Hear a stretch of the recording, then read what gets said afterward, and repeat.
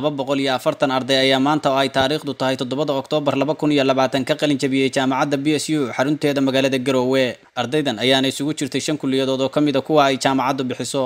Munaasabadda waxaa ka soo qayb galay mas'uuliyiin ka socday dawladda, waalidiin, maamulka, macallimiinta jaamacadda, qaybaha kala duwan ee bulshada ku dhaqan magaalada Garowe iyo marti sharaf kale. Waxaana qalin jabintan madasheeda maanta loo joogo ka hadlay ugu horeyn gudoomiyaha jaamacadda BSU Maxamuud Sheekh Xaamid oo ka warbixiyay marxaladihii kala duwanaa ee ay soo mareen ardaydan. maanta halkan waxaa ka qalin jabiyay 240 arday sidii la idin sheegay 190 waa gabdho 149 wiil waa wiilal weeyaan. maanta waxaa halkaas shaqeeya ardada oo hadda maanta shaqeeya maanta ay shahaadadii qaadanayaan 75 ayaa shaqeeya 57 wiil iyo 18 gabdhood. jaamacaddu waxay ku deeqday Vice Chancellor Scholarship oo ah 90 gabdhood oo midwifery baranaya oo jaamacaddu ay ugu deeqday. waxay jaamacaddu ay qalabaysay laabka jaamacadda ayay qalabaysay.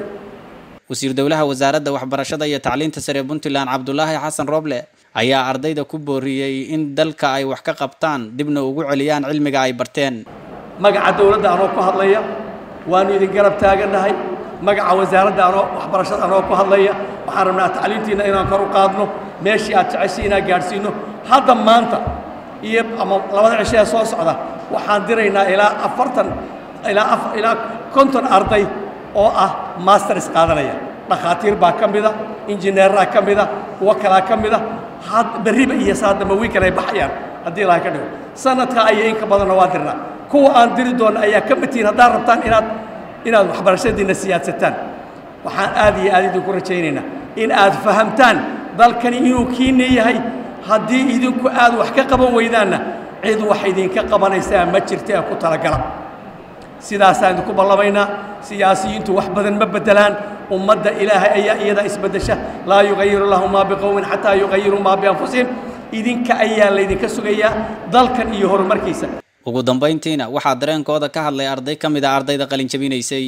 run ahaantii maanta dareenkaygu waa mid aan la soo koobi karin.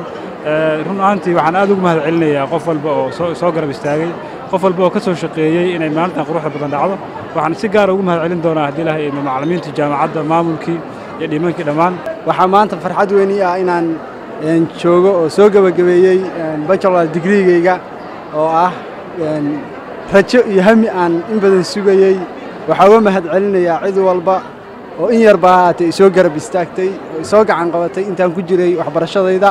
waxaa marka labaad u mahadnaqayaa familiga hooyo iyo aaba iyo dhammaan intii igala shaqaysay inaan maanta ka qalin jabiyo baajkayga koowaad.